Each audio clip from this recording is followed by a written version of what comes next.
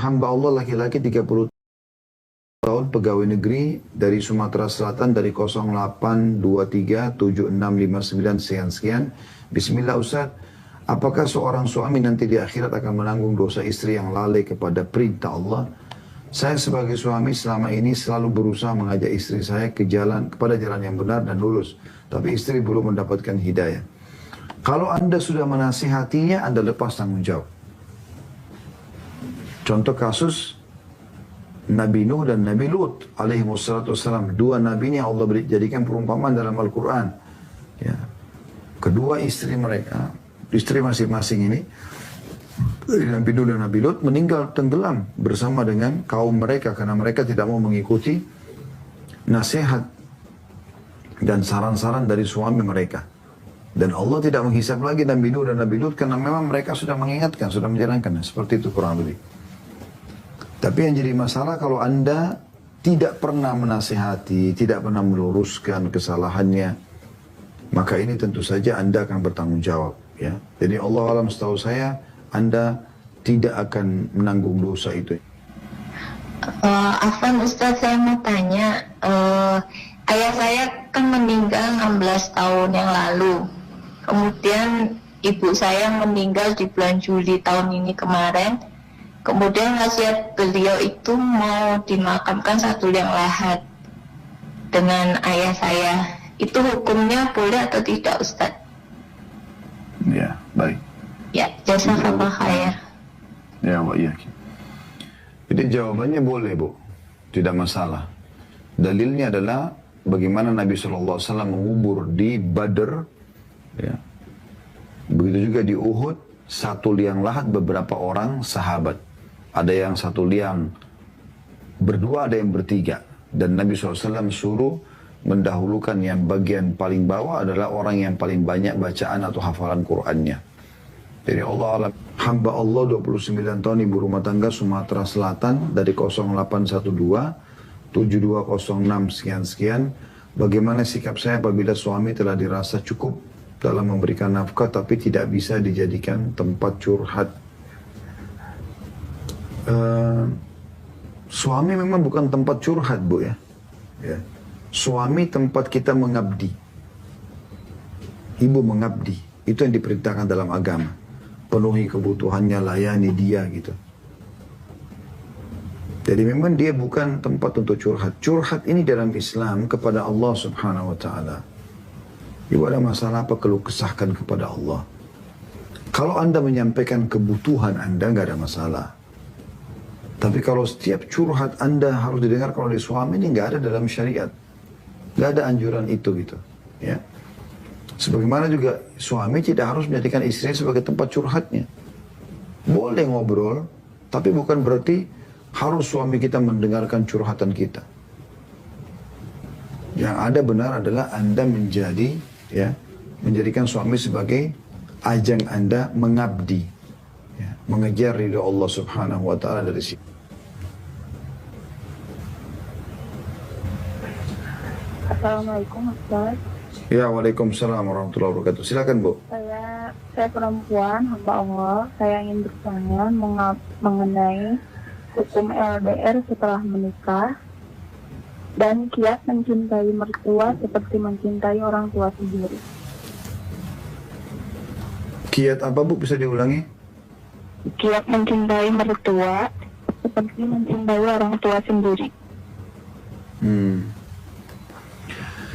Jadi begini, Bu, mertua itu Anda hormatin dia karena dua hal. Tentu ini agama yang menganjurkan ini ya, dua hal ini. Jadi kalau Anda lakukan berarti Anda patuh kepada Allah Subhanahu wa Ta'ala. Yang pertama, karena suami Anda. Taat kepada suami kan bagian daripada hal kewajiban utama istri. Di antaranya adalah berbuat baik dengan orang tua dia, yang merupakan mertua Anda sekarang. Karena suami di sini, ya. Yang kedua, karena mertua itu sendiri. Setelah Anda menikah dengan anaknya, maka mereka akan menjadi mahram abadi Anda. Misalnya Anda sama ayah mertua. Walaupun naudzubillah, semoga tidak, tapi kalau Anda cerai dengan suami, tetap ayahnya mantan suami itu adalah mahram Anda. Nggak ada namanya mantan mertua, nggak ada namanya mantan anak mantu. Ya, jadi karena dua hal ini Anda lakukan menghormati ya mertua. Tapi apakah mereka harus sama seperti orang tua kita? Jawabannya tentu tidak. Tidak mungkin kita paksakan gitu kan. Tapi kita berbuat maksimal yang kita bisa lakukan. Selanjutnya dari Novita 30 tahun ibu rumah tangga Jawa Timur dari 0823 3286 sekian-sekian. Bagaimana solusi agar saya tidak mudah membentak anak saat ia kesulitan belajar atau saat dia melakukan hal yang salah? Membentak tidak menyelesaikan permasalahan. Ya. Karena anak belum faham. Kadang-kadang bahkan ada di antara anak-anak yang melakukan mungkin di mata kita sebagai orang tua sebuah kesalahan fatal, tapi ternyata itu tidak. Mungkin di mata dia bukan dia sedang melakukan pelanggaran. Di mata dia sedang melakukan sesuatu yang tidak salah kok. Makanya kadang-kadang dia heran kalau sampai ibunya atau ayahnya marah atau memukulnya gitu. Karena bagi dia bukan salah gitu. Makanya menghardik atau memarahi, membentak itu bukan solusi. Itu hanya akan memukul jiwa. Lebih baik kita bicara baik-baik. Ya. Saya melihat bagaimana ayah saya, rahimahullah, mendidik kami dengan metode yang sangat menarik. Saya juga coba terapkan kepada anak-anak gitu. Tentu bukan berarti orang tua tidak boleh marah ya. Boleh marah di saat tertentu, tapi kalau misalnya dia udah sulit untuk memahami pelajaran, ya, atau ada sesuatu yang salah dilakukan dan dia sudah merasa bersalah, lalu Anda tambah lagi dengan marah, karena sama sekali tidak mendidik gitu. Ya. Jadi kami diajarkan oleh orang tua kami untuk mudah-mudahan ini bisa jadi ilmu manfaat dari beliau rahimahullah, karena beliau sudah wafat insyaallah. Beliau selalu mengajak berbicara. Saya dari kecil sampai saya dewasa itu selalu diajak berbicara, diberikan edukasi, penjelasan. Kalau itu sesuatu yang tidak baik misalnya dijelaskan, kalau itu sesuatu yang baik dijelaskan. Jadi kita itu faham kenapa orang tua tidak suka, kenapa orang tua larang gitu. Itu yang terbaik, berikan penjelasan. Dia tidak mau belajar, berarti ada sesuatu yang bermasalah di belajarnya. Kenapa dia tidak mau belajar? Mungkin karena metodenya, mungkin karena pelajarannya, mungkin Anda butuh bantuan mendatangkan guru, ya selain Anda mungkin yang lebih punya retorika yang tepat untuk mengajar anak. Ada, itu bisa mendapatkan solusinya. Selanjutnya kita baca dari WhatsApp yang sudah masuk ya. Dari saudari Hafsah 28 tahun ibu rumah tangga Kepulauan Riau dari 0818 0977 sekian-sekian. Bismillah, saya seorang istri Ustaz, suami saya mempunyai mantan istri dan memiliki satu anak yang diasuh oleh mantan istri suami saya. Ketika suami saya ingin bertemu anaknya, mantan istri suami selalu meminta uang dan lain-lain. Jika tidak diberikan, maka suami saya tidak bisa bertemu anaknya. Bagaimana solusinya terkait hal ini Ustaz? Apakah saya berdosa jika melarang suami untuk bertemu, untuk tidak bertemu lagi dengan mantan istri yang seperti ini? Saran saya, Allahu alam, Anda bijak dulu. Ya, bijak. Ya, artinya gini, apakah suami melibatkan Anda dalam masalah ini? Kalau tidak, Anda jangan terlibat. Karena ini tidak ada urusan Anda sama sekali dengan ini.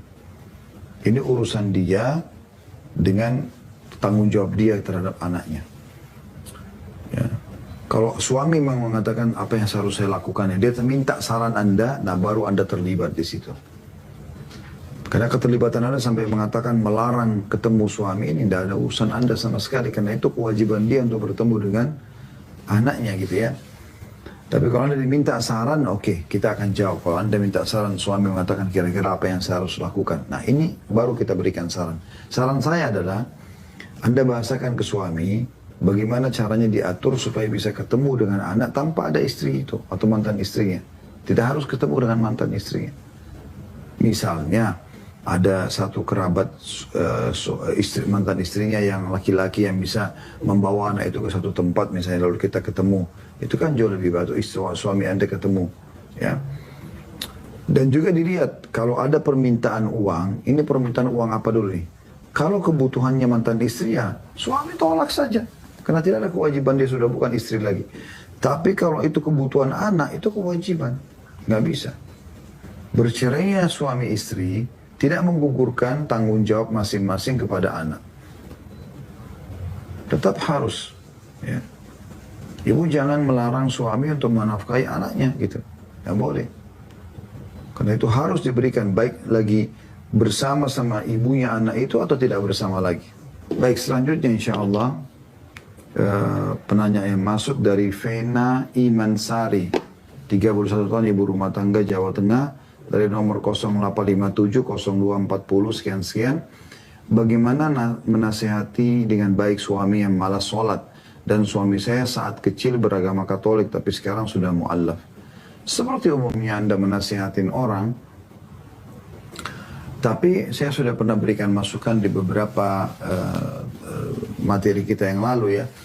Kalau nasihat seorang suami ke istri ya, atau laki-laki ke perempuan akan beda dengan nasihat kalau kita pertemukan nasihat seorang wanita atau istri ya kepada laki-laki. Ini suaminya misalnya beda. Kalau seorang laki-laki bisa mengatakan saya tidak suka ini, jangan lakukan. Dia bisa dengan tegas menyampaikan, istrinya bisa mendengarkan itu. Tapi kalau suami nggak bisa, ibu nggak bisa menggunakan metode itu. Karena yang ada adalah mereka punya defense, pertahanan yang menonjol kaum laki-laki. Karena memang diciptakan untuk alam luar sana. Lagi utang, sholat berjamaah, berjihad, cari nafkah. Ya memang ini karena menghadapi alam luar, sifat pertahanan defense dirinya itu sangat besar. Jangan Anda serang dia akan melawan. Jadi caranya gimana? Berikan masukan baik-baik. Kalau suami Anda itu, pertama tentu mulai dengan doa dulu, supaya Allah SWT berikan hidayah. Sujud di sholat malam, di antara azan iqamah, saat hujan lagi turun. Ya. Kemudian, yang kedua Anda lihat kira-kira metode apa yang paling tepat buat suami.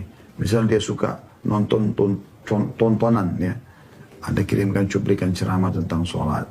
Dia suka baca buku, Anda berikan buku, ya kan. Taruh di atas meja kerjanya misalnya ya. Atau Anda gunakan orang ketiga yang kira-kira dia bisa didengar oleh suami Anda. Atau kalau Anda menganggap suami Anda bisa mendengar dan menerima di saat-saat tertentu, yang misalnya selepas berhubungan biologis, lagi tenang, lagi piknik keluarga, lalu Anda menyampaikan dia bisa terima, alhamdulillah gunakan itu. Itu yang terbaik insya Allah. Dan tidak usah putus asa. Allah subhanahu wa ta'ala pemilik, pencipta suami Anda dan pemilik hatinya. Ya. Maka dia bisa membolak-balikkan hati hambanya untuk mendapatkan hidayah. Hamba Allah laki-laki ingin bertanya Pak Ustaz, Baik, silakan, Pak. apa syarat dan tata cara akikah? Terus apakah pada saat akikah Apa, Pak? Coba diulangi dulu. tua harus ada di tempat akikah? Nah, diulangi dulu. Coba diulangi, Pak. Apa saja syarat dan tata cara akikah? Oh, akikah, baik. Ya, terus apakah pada saat akikah anak dan orang tua harus ada di tempat akikah tersebut, Pak Ustaz? Baik. Jadi akikah itu dilakukan untuk anak yang sudah mencapai hari ke-7 dari lahirnya. Diakikahkan. Dan Nabi SAW menganjurkan, jadi yang pertama itu hari ke-7-nya ya, diakikah itu. Yang kedua, Nabi SAW menganjurkan agar menyembelih 2 ekor domba atau kambing buat anak laki-laki, dan 1 ekor domba atau kambing buat anak perempuan. Ya. Kurang lebih syaratnya hewan ini seperti hewan kurban Idul Adha ya. Mungkin umurnya sudah setahun kalau kambing, 6 bulan kalau domba. Ya, jantan betina gak ada masalah gitu. Dan sunnahnya Anda membagi-bagikan daging itu dan Anda makan sebagiannya. Ini kurang lebih akikah itu. Jadi tidak ada acara khusus dalam masalah ini. Yang penting hari ke-7-nya dan menyembelihkan hewan ya 2 ekor buat laki-laki dan 1 ekor buat perempuan ya. Dan Anda makan sebagian dari daging itu sunnahnya. Kalau di hari ke-7 ini Anda mau tahu tambahan apa yang harus dilakukan untuk bayi, Anda memberikan nama dia di hari ke-7, Anda mencukur rambutnya, kemudian Anda timbang dengan timbangan emas atau perak, lalu nilainya Anda sedekahkan. Rambutnya tidak apa-apa Anda buang gitu. Ya. Nah ini termasuk bagian yang dianjurkan ya. Kemudian kalau tadi apakah di akikah itu si ayah dan si anak harus hadir di lokasi, jawabannya tidak harus. Anda boleh akikah di kota lain, misalnya Anda di Jakarta, Anda melihat ada satu catering atau restoran yang menyiapkan misalnya akikah, Anda lihat di sana ada ibu Anda atau kerabat Anda yang bisa Anda berikan, bagikan, dan Anda merasa pahalanya lebih besar. Boleh saja walaupun Anda tidak ada di lokasi. Baik, selanjutnya insya Allah yang sudah masuk dari medsos kami ada Asia ya, dari Asia. Izin Ustaz, 6 tahun menikah, di 4 bulan nikah tahu suami mabuk dan selingkuh atau berzina. Sekarang perzinahan terhenti karena pandemi, tapi masih suka mabuk. Dia sering ucap talak, bahkan talak 3. Apa yang harus saya lakukan? La haula wa la quwata illa billah. Semoga Ibu Asia ini disabarkan oleh Allah Subhanahu wa taala dan Allah berikan hidayah suaminya ya. Ini sudah bergabung 2 dosa besar yang luar biasa. Zina dan mabuk. Dan ini perbuatan yang masuk dalam 7 induk dosa besar yang harusnya tentu dihindari oleh setiap muslim.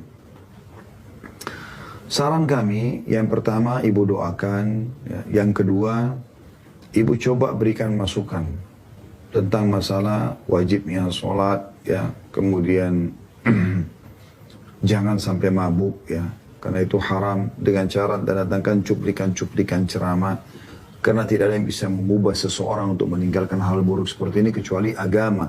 Wahyu itu berbicara dengan hati manusia. Gak usah khawatir dia terima atau tidak, itu gak penting. Yang penting Anda sudah sampaikan. Cukup banyak cuplikan ceramah kami Anda bisa lihat di playlist YouTube, insya Allah.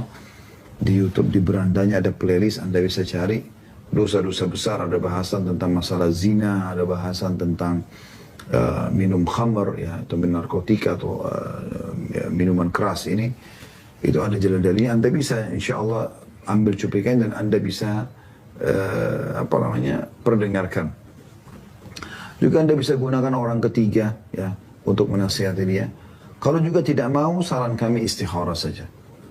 Saran kami para istri yang bergabung dengan suami-suami yang seperti ini, walaupun saya tidak tahu siapa Anda dan siapa suami Anda gitu. Saya bicara global ya. Maka tidak usah berlama-lama menghabiskan umur dengan laki-laki fasik, laki-laki yang jauh dari agama, yang akan bahkan bisa merusak iman kita.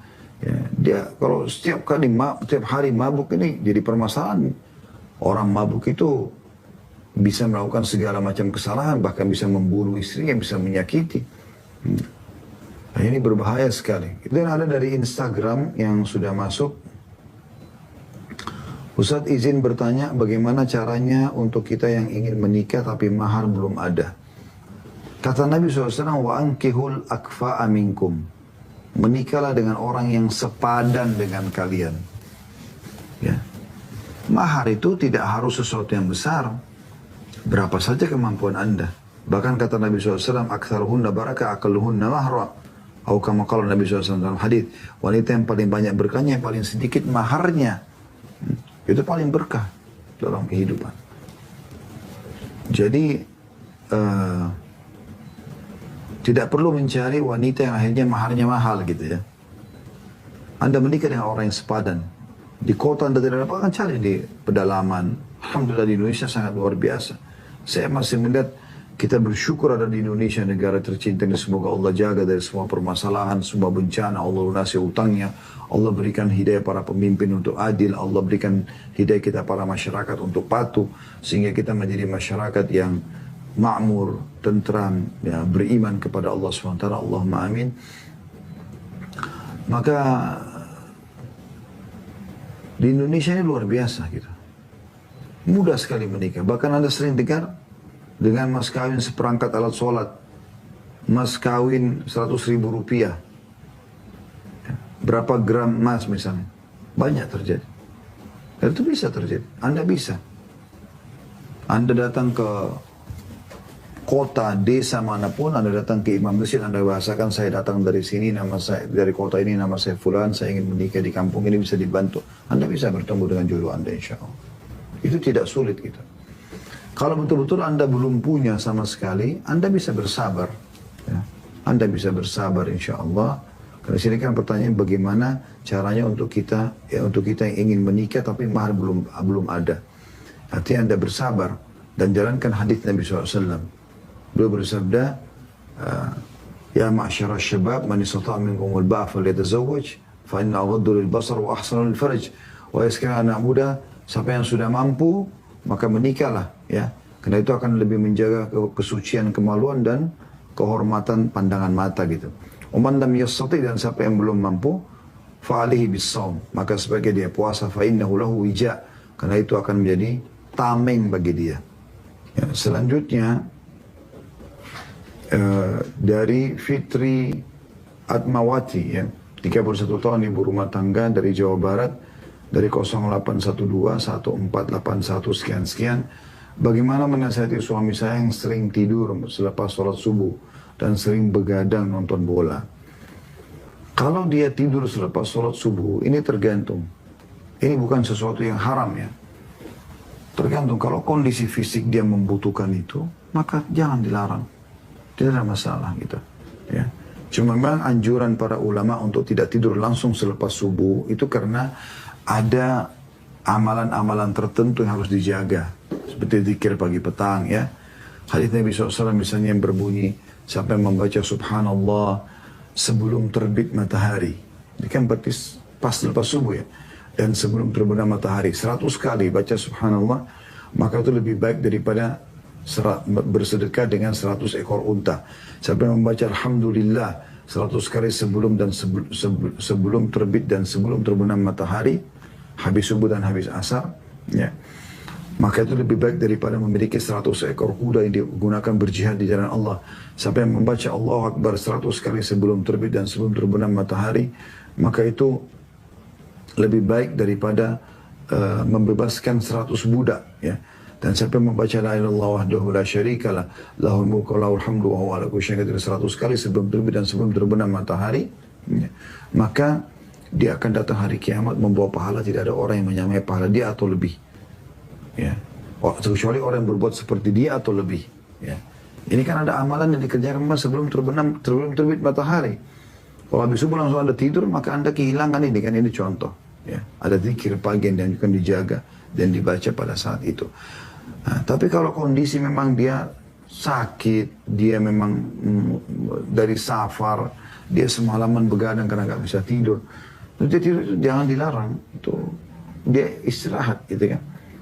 Kecuali ini sudah menjadi sebuah pola, Anda berikan masukan tadi tentang masalah amalan-amalan yang dianjurkan dilakukan selepas subuh, ya. Kalau masalah nonton bola, bola tidak haram, ya. Olahraga gitu kan. Kecuali memang ada orang yang sudah terlanjur berlebihan, karena olahraga umumnya dibolehkan. Ada sebagian olahraga yang memang tidak dibolehkan gitu kan. Tapi umumnya setahu saya olahraga bola itu dibolehkan oleh para ulama, jadi nggak masalah. Cuma kalau dia begadang ini jadi masalah. Harusnya jangan begadang hanya untuk acara-acara seperti ini, ya. Karena ada larangan untuk begadang pada hal-hal yang selain berbau agama. Selanjutnya dari hamba Allah 33 tahun, ibu rumah tangga dari Jawa Timur, dari 0812 2 lagi, ya. 0812 2445 sekian-sekian. Bismillah, Ustaz, apakah seorang istri berdosa jika menanyakan rincian gaji suami serta tabungan beliau di rekeningnya? Apakah jika bertanya hal tersebut bisa menimbulkan masalah dalam keluarga dan menjadi kufur terhadap nikmat yang sudah Allah berikan? Tentu itu perbuatan salah, Bu. Tapi apakah berdosa? Saya tidak katakan berdosa. Ibu tidak punya hak untuk bertanya itu. Berapa gaji kamu, berapa pendapatannya? Ibu tanya berapa uang di rekening. Apa urusannya ibu sama semua itu? Nggak ada sama sekali. Kita bicara dalam lingkup agama Islam. Gambaran agama Islam. Ibu punya hak apa? Nafkah. Apa itu nafkah? Ibu makan, ibu minum, pakaian ibu ditanggung sama dia. Rumah ibu, transportasi semampu suami. Udah selebihnya jangan ikut campur. Kecuali suami yang libatkan. Saya mengatakan ini, saya baru dapat proyek sekian, saya ada tabungan sekian, ya, ada keperluan nggak misalnya. Oke, silakan Anda baru bahasakan. Karena itu harta suami, bukan hak Anda. Sebagaimana suami juga tidak punya hak untuk mengetahui berapa rekening uang, ada uang di rekening istrinya. Tidak ada urusannya. Saya sampai hari ini belum pernah saya tahu berapa isi rekening istri saya. Dan saya tidak pernah mau tanya, tidak perlu saya tanya itu. Bagi saya nggak penting gitu. Itu urusan dia, hak dia, urusan dia. Kecuali memang uang nafkah yang saya berikan, maka itu wajib bagi mereka untuk melaporkan. Itu karena itu hukum syar'inya. Dia tidak boleh tidak menyampaikan gitu kan. Kalau ada sesuatu, karena kita berikan nafkah misalnya untuk kebutuhan ini, lalu dia mau keluarkan untuk sesuatu yang lain. Dia harus membahasakannya. Tidak boleh langsung itu mengambil langkah gitu. Nah itu, tapi selain daripadanya tidak ada urusan. Tidak bisa saya mengatakan pada istri saya pada saat dia dapat warisan, nih kamu kan sudah 10 tahun saya biaya ini, udah warisan itu dibagi 2, gak ada hak saya sama sekali. Nah begitu juga sama. Ibu masih punya hak dari suami, suami gak punya hak dari harta istri. Tapi anda ibu masih punya, itu hak nafkah. Selain daripada itu ibu tidak punya hak. Dan itu dikhawatirkan pasti akan membuat masalah. Ya. Kalau suami anda fasik, jauh dari agama, dia bisa berbohong. Daripada ribut sama anda, dia sebutkan sembarangan saja jumlahnya, padahal sebenarnya tidak seperti itu.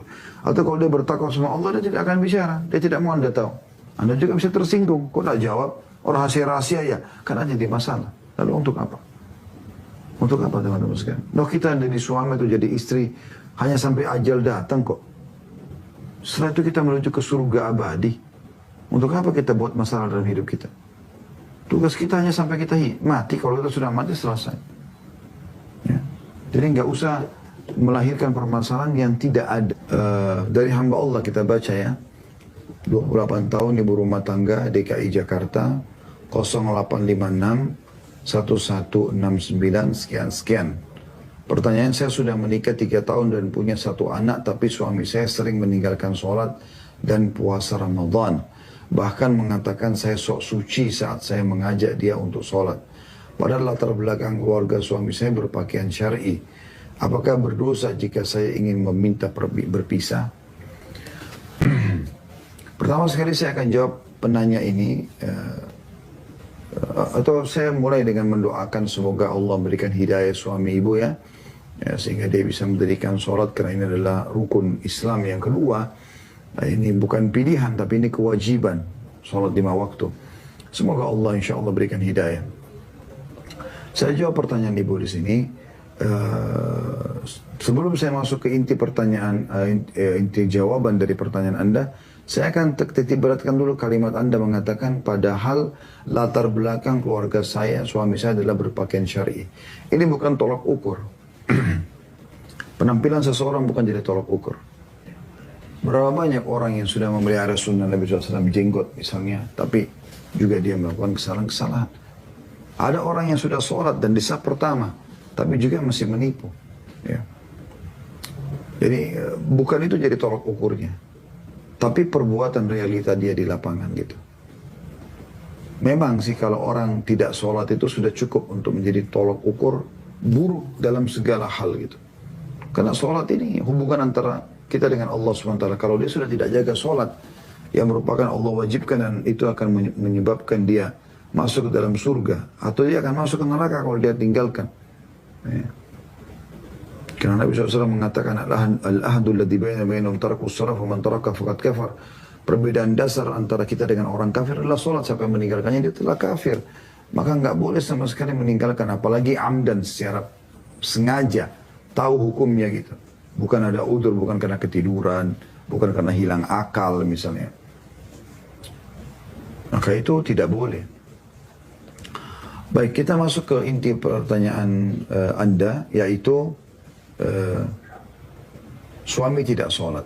Apakah boleh saya berpisah, mengajukan perceraian, sementara saya sudah nasihatin, tapi saya malah dikatakan sok suci? Jawabannya boleh, Bu. Sudah boleh. Saya pernah baca fatwa Syekh Al-Utsaimin rahimahullah, beliau mengatakan, waktu ditanya boleh nggak seorang wanita yang suaminya tidak sholat dan dia sudah nasihatin tapi suaminya tidak mau dengar untuk mengajukan perceraian, kata beliau boleh. Karena itu sudah berhubungan dengan sholat ini, bukan main-main gitu. Kalau masih masalah hal-hal yang lain, yang masalah teknis lapangan yang bisa diperbaiki, mungkin jangan, Anda tidak boleh bercerai. Tapi kalau sudah tidak sholat dan Anda sudah nasihatin di sini, dia tidak mau dengar, maka Allah alam sudah boleh. Tapi tetap anjuran ulama adalah coba berdoa dulu, coba menasihatin dulu.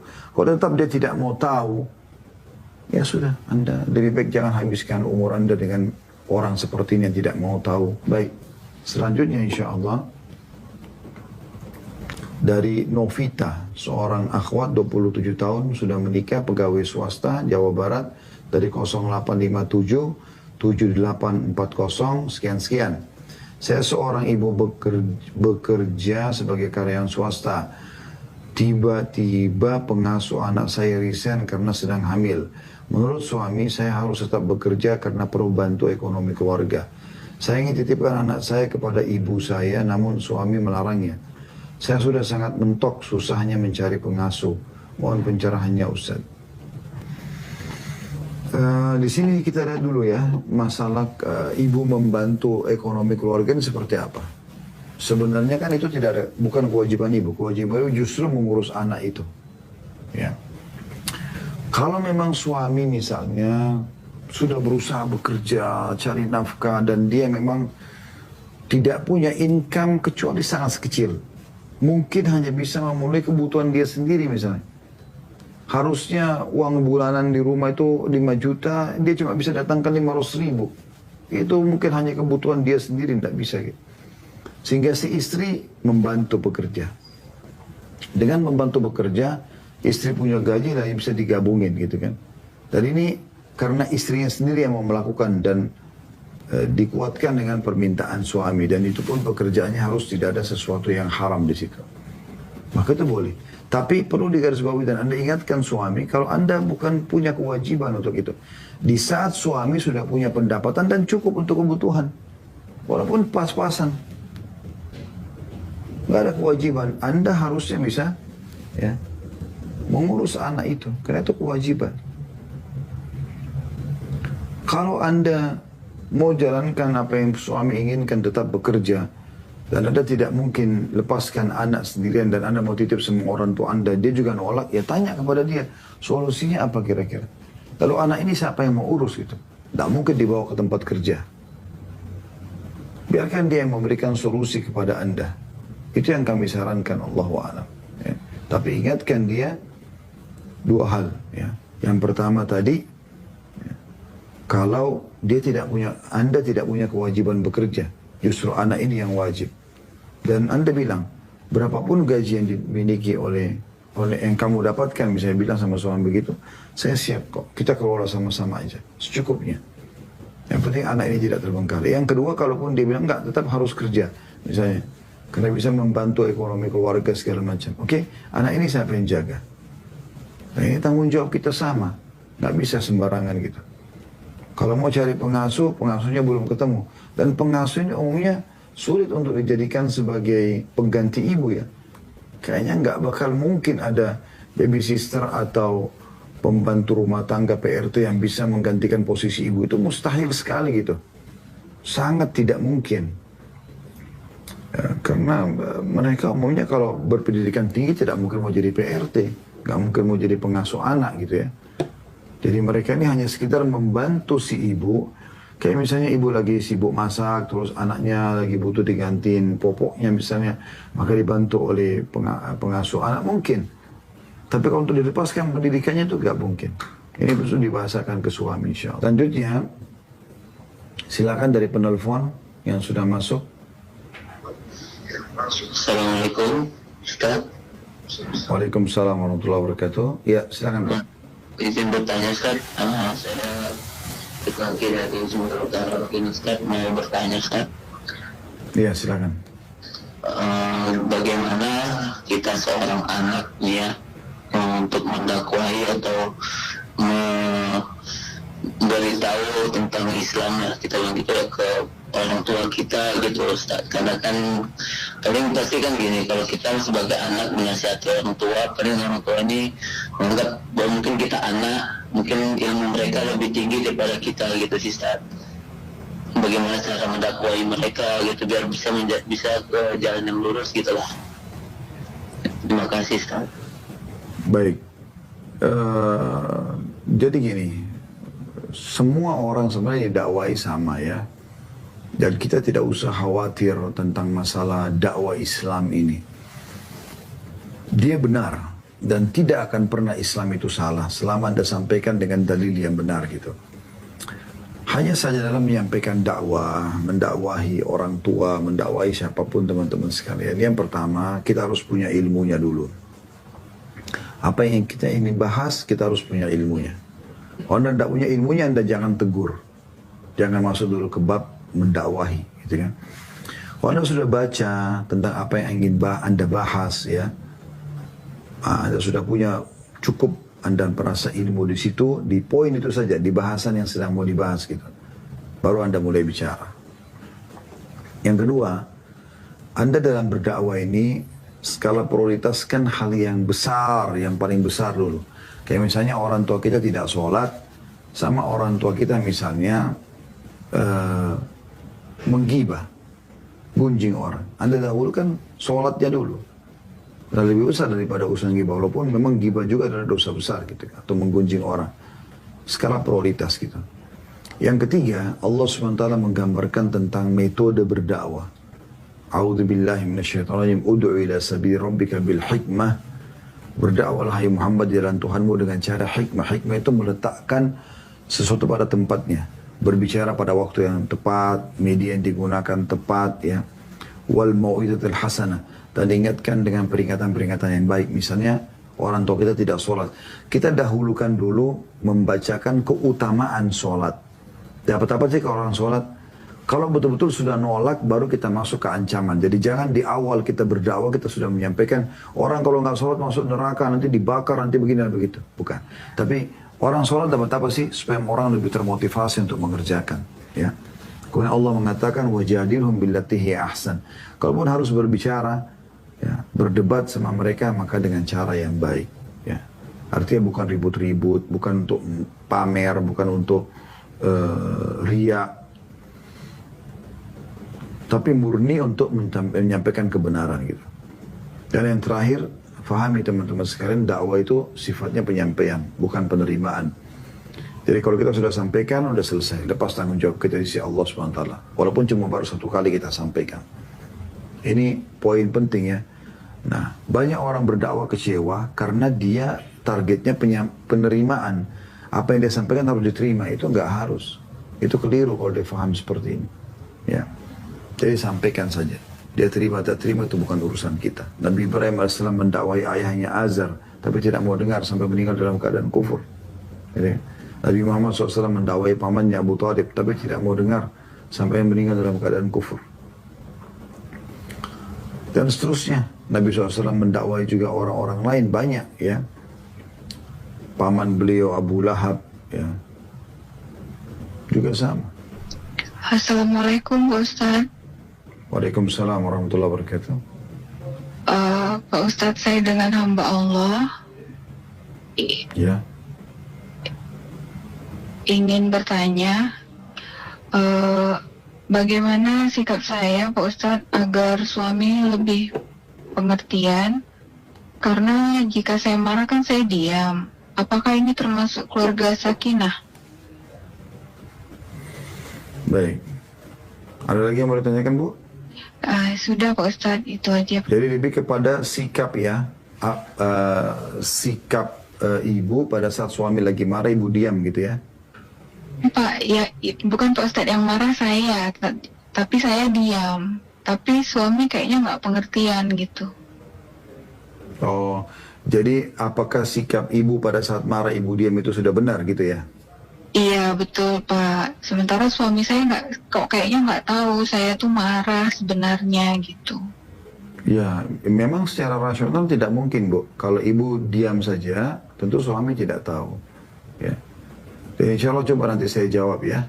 Ya, mudah-mudahan jawabannya insya Allah mewakili apa yang ibu inginkan. Baik.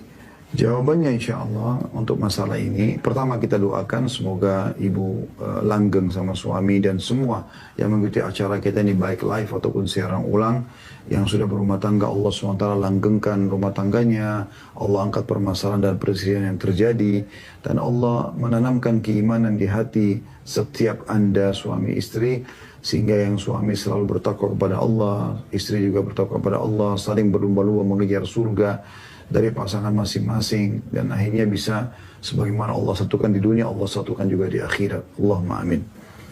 Baik, jawaban yang kami berikan untuk ibu, ya, ibu mengatakan tadi kalau saya marah saya diam, dan itu akhirnya sepertinya membuat suami saya tidak paham kalau saya sedang marah. Apakah ini termasuk rumah tangga yang sakinah? Sebenarnya begini, ini cara ibu sudah bagus ya, tepat. Ibu tidak mau menunjukkan emosional ibu kepada suami, itu satu adab yang bagus gitu. Tetapi perlu ada metode lain yang dimana suami faham kalau ibu sedang kesal dengan sesuatu gitu. Ya, misalnya ibu bicara baik-baik. Ya. Tadi kan itu kita janjian, tapi kok telat ya? Itu buat saya sedikit kesel. Gimana nih hati saya supaya ditenangin misalnya? Anda bahasakan dengan cara santun. Supaya suami juga tahu kalau memang Anda kesel. Tapi tidak perlu Anda meluap-luap gitu. Karena memang salah satu adab dalam rumah tangga adalah tidak meluap-luap dalam emosional gitu. Ya. Nah kalau terlalu meluap-luap dalam emosional juga akhirnya tidak memecahkan permasalahan. Kadang-kadang juga subhanallah kita benar. Tapi karena kita memancing emosi pasangan, akhirnya dia jadi meluap-luap. Sebenarnya kita penyebabnya. Itu juga jadi masalah lain. Rumah tangga itu teman-teman adalah ajang ta'aruf. Dari awal kita akad nikah sampai kita meninggal dunia. Terus saja ta'aruf itu berjalan. Akan selalu ada perbaikan-perbaikan. Dari kekurangan kepada penyempurnaan. Dari kesalahan kepada kebaikan. Itu harus ada. Pasti ada, nggak mungkin. Tidak ada manusia sempurna. Ya, tidak ada manusia sempurna. Nabi Muhammad SAW berapa kali ayat Al-Quran turun menegur beliau dalam masalah rumah tangganya. Sebenarnya pada saat beliau mengharamkan madu, kena kecemburuan yang terjadi di antara para istri. Surah Tahrim ayat 1 Allah gambarkan itu. Gitu kan. Ini peringatan agar Nabi Muhammad SAW harusnya caranya seperti ini loh. Ya, Allah ingatkan. Nabi aja bisa seperti itu, apalagi kalau suami biasa bukan Nabi. Begitu juga dengan istri. Yang penting sekarang adalah yang benar mengingatkan dengan cara baik. Niatnya karena Allah Subhanahu Wa Taala. Yang salah harus bisa menerima. Nggak boleh tidak. Jangan dia merasa dirinya kena suami atau karena istri yang punya kedudukan lalu kemudian tidak mau tahu. Ini nggak boleh. Ya. Jadi saran saya kembali kepada ibu, Anda pertama selalu saya ingatkan itu doa. Berdoa agar Allah Subhanahu Wa Taala berikan perubahan terjadi pada suami sesuai dengan yang Anda harapkan. Tentu ini yang Anda harapkan juga yang baik ya, sesuai dengan yang agama membolehkan. Yang kedua, Anda bahasakan kekesalan atau masalah itu tapi dengan cara yang lain, bukan dengan meluap-luap. Selanjutnya masih dari Instagram. Assalamualaikum warahmatullahi wabarakatuh. Ustaz, saya ingin bertanya bagaimana menyikapi dipoligami Ustaz. Kalau posisi Anda sebagai istri pertama atau Anda posisi istri kedua. Ya. Ini saya rincikan, kalau istri pertama Anda berikan peluang untuk suami lakukan, tapi tentu dengan syarat-syarat syariat. Dia sesuai dengan apa yang Allah perintahkan. Pada saat suami saya bicara saya ingin poligami, baik duduk baik-baik. Apa sudah paham poligami itu seperti apa? Syarat-syaratnya ya, harus adil pembagian malam, nafkah harus sesuai dengan disepakati kalau malamnya, ya. Kemudian nafkah harus sesuai dengan kebutuhan. Apa ini sudah bisa dipenuhi gitu? Sudah, oke. Ya, langkah selanjutnya, calonnya siapa nih? Harusnya mukminah, muslimah, bukan orang dari diskotik, dari bar, dari pinggir jalan. Orang yang kira-kira pada saat bergabung dengan rumah tangga ini jauh lebih baik. Sudah, oke. Sekarang Anda, kira-kira yang membuat Anda masih berat menerima di poligami apa? Anda bahasakan. Pernah ada orang datang kepada saya konsultasi, kemudian dia suaminya izin poligami, ya, kemudian dia mengatakan dia masih berat lakukan, dia masih berat untuk menerimanya gitu. Lalu saya tanya, apa yang jadi beban ibu? Dia bilang, beban saya, Ustaz, saya takut suami saya berubah dan meninggalkan saya. Saya bilang, baik, duduk bicarakan sama suami. Bilang, dalam hati saya ini perasaan kalau nanti Anda menikah ini, Anda tinggalkan saya, Anda berubah dengan saya. Biarkan dia yang jawabkan, dari dia itu jawabannya. Oh enggak, saya tidak akan berubah, saya akan begini begitu. Oke, Anda mau lebih tenang, buat surat tertulis. Ya, tulis saja gitu. Kalau suami mengatakan saya kalau menikah lagi saya tidak akan gini dan tidak akan begitu. Oke. Selanjutnya Anda Pak minta ketemu sama calonnya dia. Mana calonnya? Kita duduk sama-sama. Karena ini akan bergabung dalam satu rumah tangga. Ada walinya si perempuan itu supaya suami Anda juga ketemu, ya.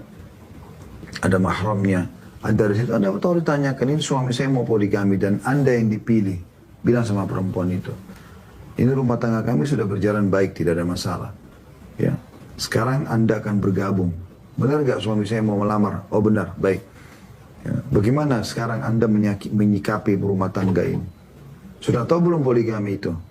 Tanya lagi pertanyaan. Ada pembagian malam, ada ini, ada itu, ya, ada nafkah, ya. Dan kemudian juga saya tidak mau rumah tangga saya yang sudah saya bangun bersama-sama suami 5 tahun, 6 tahun, 10 tahun. Kemudian rusak gara-gara Anda masuk saja. Bagaimana Anda memberikan saya ketenangan? Dengarkan dari perempuan itu. Ya. Oh ya, saya masuk sini, saya tidak akan mengganggu, saya ingin membantu, saya ingin cuma bersatu istri, saya ingin begini dan begitu. Oke, baik, bisa ditulis nggak? Tulis, oke, tanda tanganin. Udah. Setelah itu Anda istikharah, suami juga istikharah. Tenang, melangkah saja. Tidak usah khawatir. Dengan niat karena agama, gitu kan. Kalau posisi Anda sebagai istri yang kedua, istri yang ketiga, istri yang keempat, Anda akan bergabung dengan rumah tangga yang sudah ada, maka saran saya tentunya Anda istikharah, ya, kepada Allah SWT. Kemudian Anda lihat calon suami Anda ini soleh atau tidak. Karena mau monogami atau poligami, tolak ukur pertama harus soleh dulu laki-laki itu kan. Kalau sudah agamanya bagus, akhlaknya bagus gitu kan, oke. Maka tahap selanjutnya Anda tanya dia, ini poligaminya seperti apa nih? Bagaimana selama ini poligami yang sudah berjalan dengan istri-istrinya misalnya? Baikkan dia jelaskan. Anda juga coba baca artikel-artikel, Anda baca buku, Anda minta kesempatan, Anda konsultasikan gitu kan. Tentang masalah kehidupan poligami yang sehat. Lalu kemudian Anda simpulkan sama dia, saya dapat poligami terusnya begini. Apa yang jadi beban di hati Anda bahasakan boleh. Tapi tentu tidak berduaan ya. Ada mahram Anda. Dan Anda bahasakan. Saya ini takut kalau saya masuk nanti, saya cemburu dengan istri lain. Bagaimana caranya diobatin kalau saya cemburu? Saya kalau masuk nanti ini, saya khawatir saya diganggu oleh istri lain. Mungkin istri Anda yang lain tidak suka dengan saya misalnya. Bagaimana calon suami itu memberikan jawaban? Apa saja di beban bahasakan coba. Kalau semua sudah terjawab, sudah tenang, oke. Nah sekarang Anda melangkah menikah, tapi ingat nikahnya harus ada wali Anda. Kemudian juga Anda memiliki hak yang jelas. Jadi maksudnya di sini tanda kutip bukan disembunyi, ya, karena poligami misalnya kan tidak menyembunyi. Jadi Anda kalau malam ini ke istri mana, suami Anda ke istri mana dia tahu. Kalau Anda didatangin pun malam itu istri yang lain tahu gitu. Maksudnya tahu kalau malam ini memang malamnya istri lain gitu, dia tahu. Maka itu insya Allah akan baik dengan izin Allah Subhanahu Wa Taala. Jika meremehkan orang lain dapat berbalik kepada kita, apakah bisa disebut dengan karma? Apakah karma itu ada dalam Islam? Ya itu istilah ya, di Indonesia diistilahkan dengan hukum karma.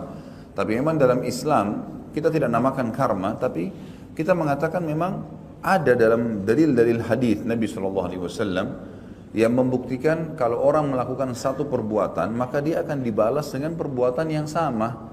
Kalau dalam hal keburukan, misal kita menggunjing orang lain, kita akan digunjing satu waktu.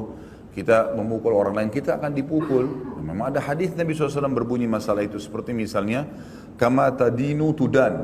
Sebagaimana kau berperilaku, kau akan dibalas dengan perilaku yang sama. Hari ini kita jujur dengan seseorang, besok kita dijujuri. Hari ini kita bakti dengan orang tua, besok anak-anak kita bakti dengan kita.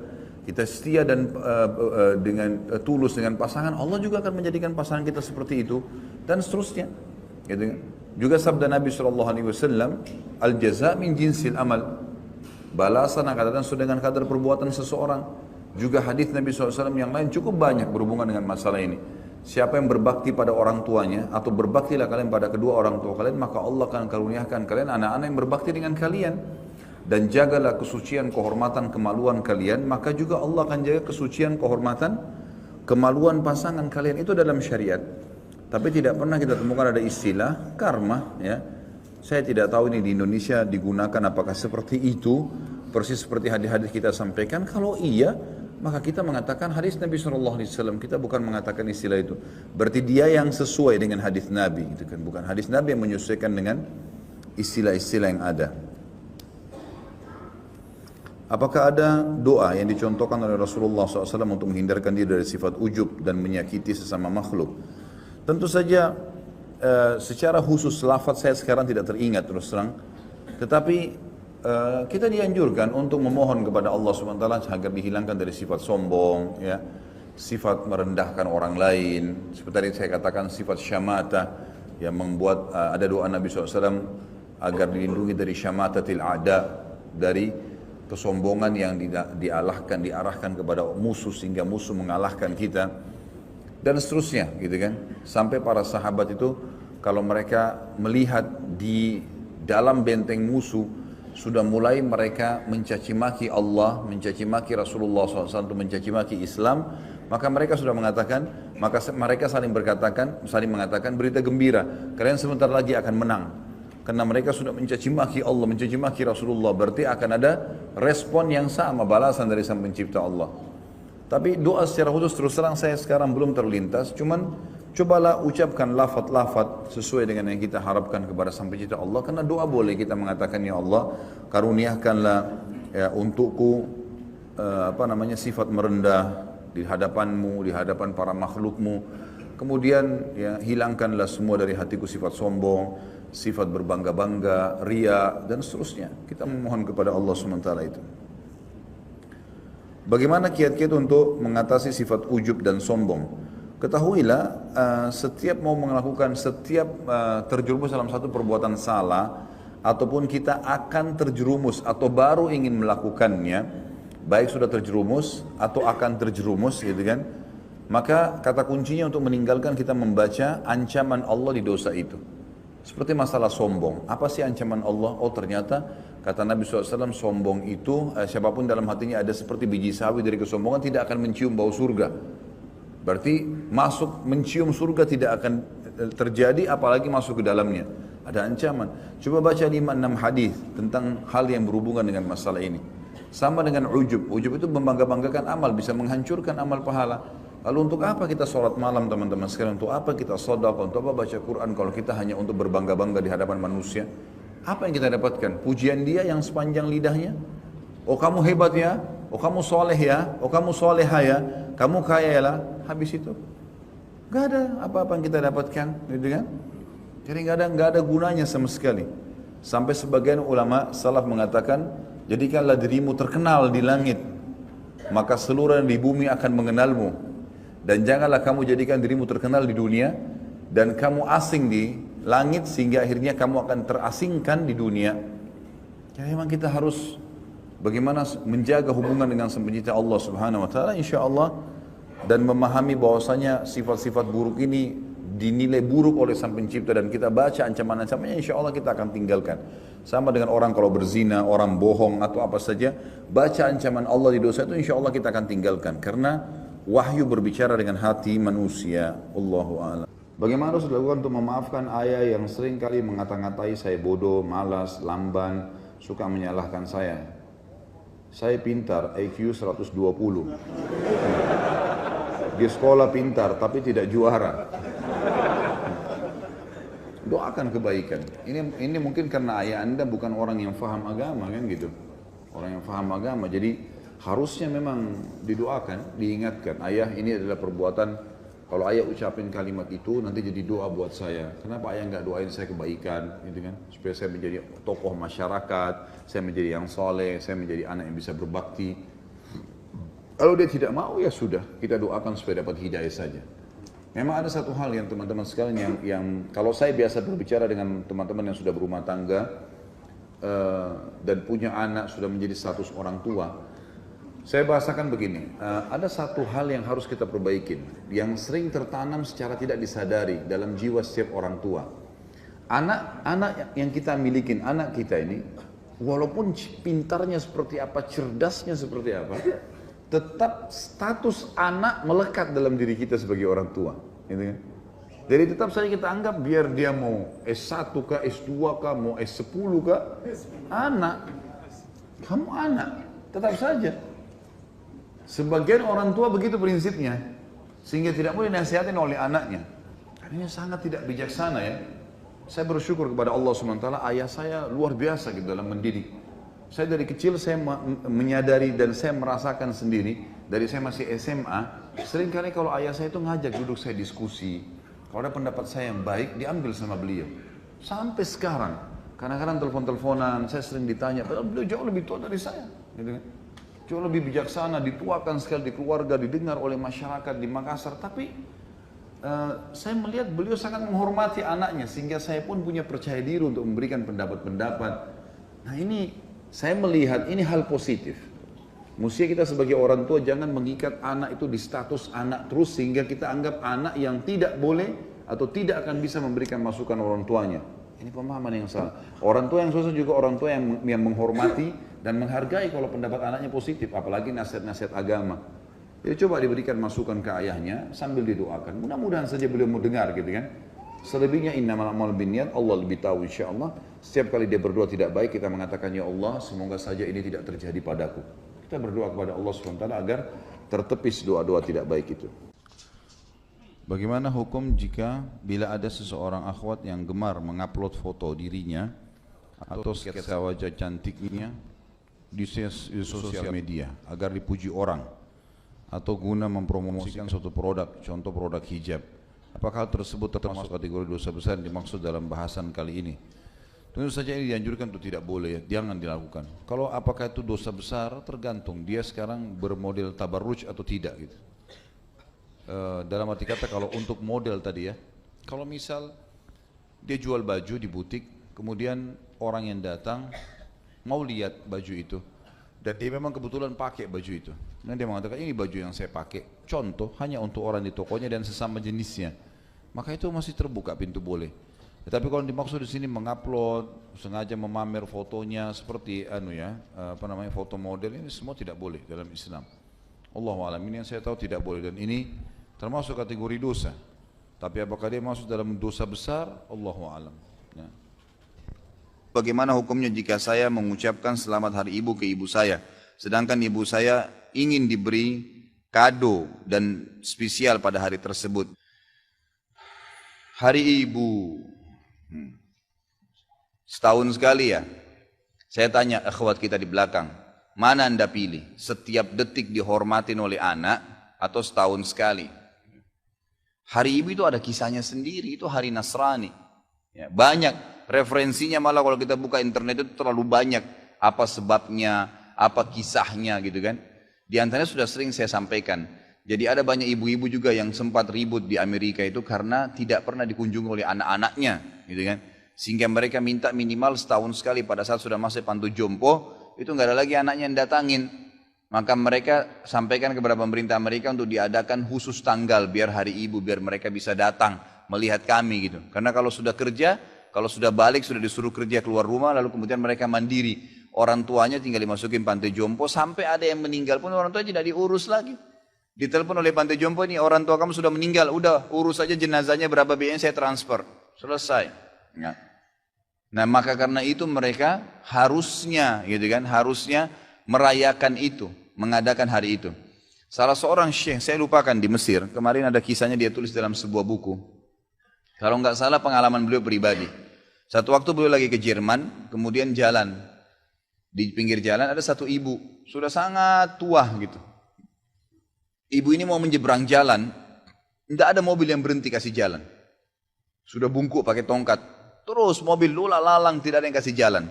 Sampai kalau tidak salah dia bantu jalan, nyebrangin jalan gitu. Lalu dia bilang pada bukunya itu, mungkin ibu ini atau nenek ini pada saat dia masih muda, kalau dia jalan, semua mata akan melihat ke arahnya. Tapi begitu dia sudah tua begini, tidak ada yang mau kasih jalan aja, tidak ada yang kasih. Dan ini sangat berbeda kalau dalam Islam. Ya, dengan Islam itu tidak mengenal masa setahun sekali. Setiap saat seseorang itu sebelum ya orang tuanya lemah, sebelum tua pun sudah harus bakti. Dari dia masih kecil, kemudian sampai orang tuanya tua, sampai orang tuanya sudah mati, tetap disuruh berbakti. Yang itu, suruh berbuat baik, suruh kunjungin teman-temannya, suruh doain, suruh bersedekah, suruh haji dan umrah kalau dia sudah meninggal. Jadi bakti kepada orang tua itu tidak mengenal waktu, ya, tidak mengenal waktu. Kalau ibu anda minta kado, jelaskan dulu, Bu, saya akan kasih kado, ya. Tapi tidak ada hubungannya sama tanggal ini ya Bu, karena ini adalah acaranya orang Nasrani. Ibu setiap saat minta apapun saya kasih. Ibu apapun yang ibu butuhkan selama saya mampu saya kasih. Sebagai bentuk perintah dari Allah bakti dengan ibu. Gitu kan? Jelaskan, berikan penjelasan. Itu termasuk amar ma'ruf dan nahi mungkar. Ibu saya pernah baca buku-buku tanda-tanda kematian. Sekarang dia sakit asam lambung dan seolah-olah dia akan meninggal saat ini. Dan selalu berpesan kepada anak-anaknya. Bagaimana sikap saya kepada ibu saya agar dia tidak selalu berpikiran merasa ingin meninggal. Terkait tema hari ini tentang qada dan qadar. Doakan ibu saya Ustaz agar disembuhkan dari penyakit. Insya Allah semoga Allah angkat penyakitnya dan seluruh muslimin dan muslimat juga diangkat permasalahan dan penyakit-penyakitnya. Kalau masalah mati sudah pernah saya jelaskan. Kalau ada seseorang yang selalu memiliki perasaan mengingat kematian, itu tanda-tanda keimanan teman-teman sekalian. Jangan dibuang itu.